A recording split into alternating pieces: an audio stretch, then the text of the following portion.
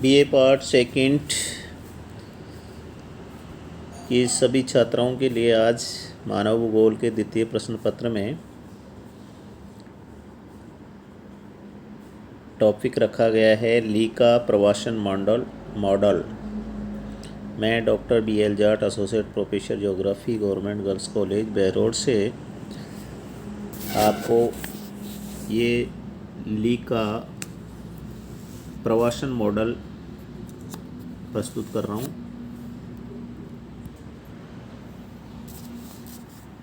E.S. ली ने 1966 में अपना मॉडल प्रस्तुत किया था, जिसमें उसने प्रवासन को निम्नलिखित 3 प्रकार के कारकों का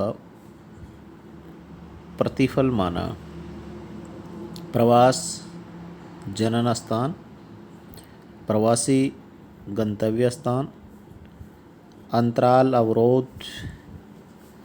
उपरोक्त 3 सेट के कारकों की प्रवृत्ति व्यक्तिपरक होती है और उसमें व्यक्ति के जीवन चक्र, सामाजिक, आर्थिक तथा उसके व्यक्तिगत लक्षणों के आधार पर परिवर्तन होता रहता है।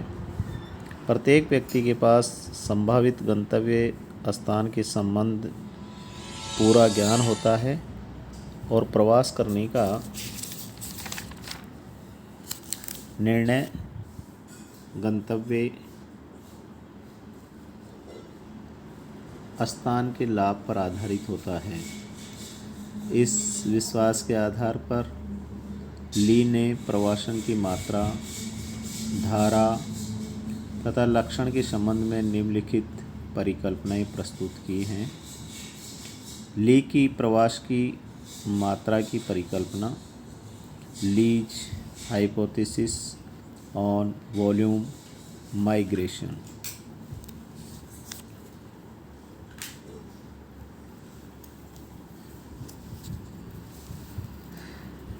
पहला है, दिए गए क्षेत्र में प्रवासन की मात्रा उसमें सम्मिलित क्षेत्रों में विविधता से प्रभावित होती है।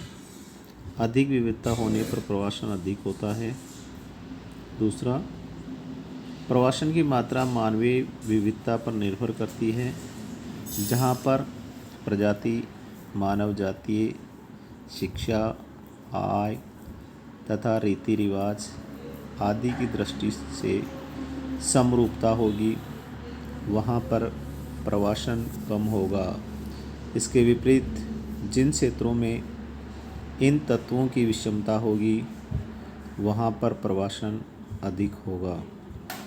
तीसरा, प्रवासन की मात्रा अंतराल अवरोधों पर विजय की कठिनाइयों से संबंधित है। जितने अधिक अंतराल अवरोध होंगे, प्रवास उतना ही कम होगा। चौथा, प्रवास की मात्रा अर्थव्यवस्था पर निर्भर करती है। आर्थिक विकास से प्रवासन में वृद्धि होती है और आर्थिक पतन से प्रवास में कमी आती है। पाँचवा, यदि प्रवास पर प्रतिबंध न लगाया जाए तो यह समय के साथ बढ़ता है। एक बार प्रवास कर लेने के बाद दूसरी बार प्रवास सरल हो जाता है। छठा,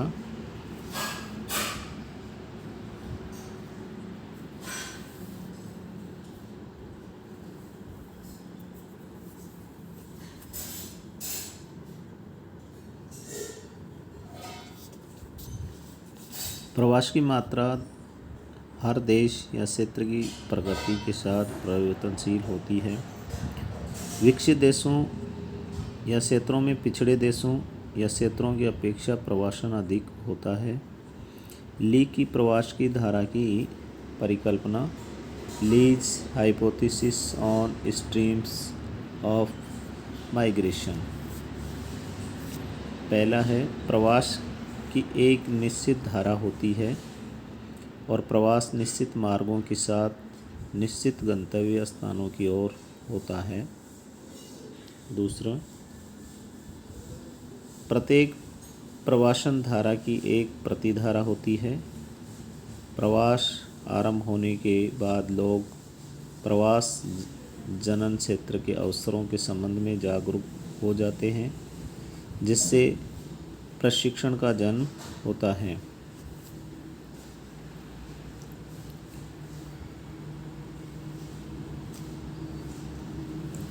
ये तीसरा है, यदि प्रवास का कारण प्रवास जनन क्षेत्र के अपसारित कारक होते हैं, जो प्रवास धारा अधिक शक्तिशाली होती है।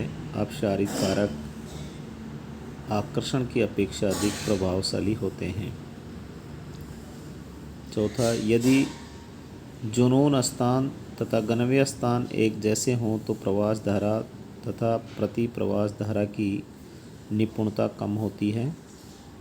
पाँचवा, यदि अंतरालयी कठिनाइयाँ अधिक होती हैं तो प्रवास धारा की निपुणता उच्च होती है। जो प्रवासी बड़े अवरोधों पर विजय प्राप्त करते हैं, उन्हें प्रवास हेतु बाध्य करने वाले कारक अतिशय दबाव डालने वाले होते हैं। छठा है, प्रवास की धारा की निपुणता आर्थिक दशाओं के अनुसार परिवर्तित होती रहती है। आर्थिक समृद्धि की दशा में प्रवास की धारा की निपुणता अधिक होती है, जबकि आर्थिक मंदी की दशा में प्रवास की धारा की निपुणता कम हो जाती है। लीक की प्रवासियों के लक्षण की परिकल्पना। Lease hypothesis on characteristics on migration.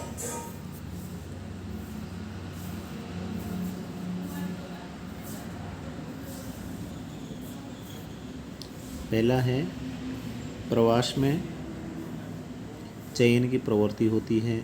सभी लोग प्रवासी नहीं हो सकते। प्रवास का चयन प्रारूप परिवर्तनशील होता है। जब प्रवास उच्च गुणात्मक परक होता है तो उसे धनात्मक प्रवास कहते हैं।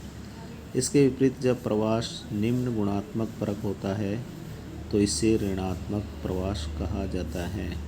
दूसरा, गंतव्य स्थान के आकर्षण द्वारा उचित प्रवास को धनात्मक प्रवास कहते हैं। ऐसी अवस्था में प्रवासियों को प्रवास के लिए बाध्य नहीं होना पड़ता। वे गंतव्य स्थान पर अच्छे अवसरों की आशा में प्रवास करते हैं। तीसरा, जनन स्थान के आकर्षण के कारण जन्मे प्रवास को ऋणात्मक प्रवास कहते हैं। ऋणात्मक कारकों के अत्यधिक प्रबल होने की स्थिति में संपूर्ण जनसंख्या को प्रवास करना पड़ता है। ऐसी अवस्था में चयन लगभग असंभव हो जाता है। सामान्यतः जन्म स्थान के ऋणात्मक कारकों की कठोरता का प्रभाव आर्थिक तथा सामाजिक दृष्टि से कमज़ोर वर्गों पर अधिक पड़ता है। अशिक्षित तथा अनिपुण लोग प्रवास करने के लिए बाध्य हो जाते हैं।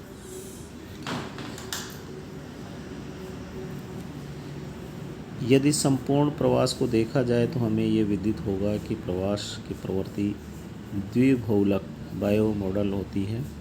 कुछ प्रवासी गंतव्य क्षेत्रों के धनात्मक कारकों द्वारा प्रवास करते हैं तो कुछ जनन क्षेत्र के ऋणात्मक कारकों द्वारा प्रवास करते हैं।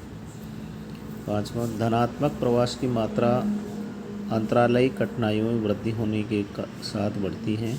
अंतरालयी कठिनाइयाँ कमज़ोर तथा अक्षम व्यक्तियों को प्रवास नहीं करने देती। छठा, जीवन चक्र की कुछ अवस्थाओं में प्रवास की प्रवृत्ति उच्च स्तर की होती है, अतः प्रवास आयु परक होता है। सामान्यतः वृद्धावस्था की अपेक्षा युवावस्था के लोगों में प्रवास की प्रवृत्ति अधिक होती है।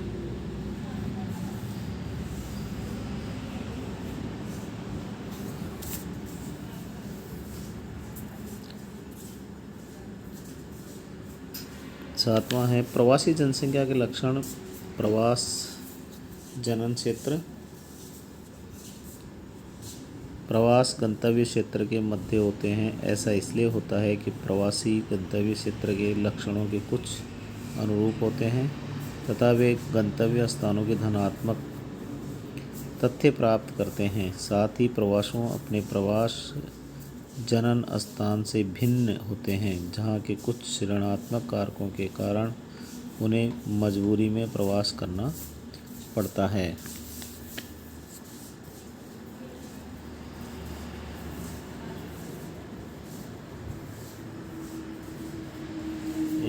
ये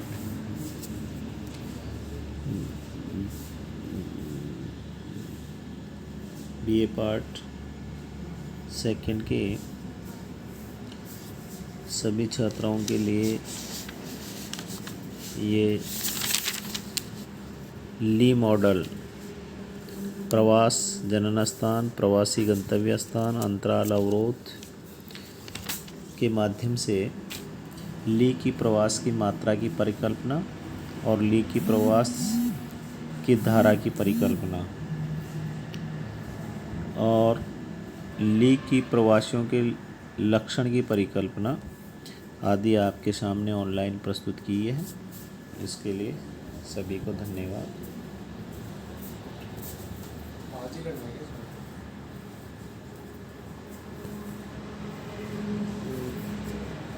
रिजल्ट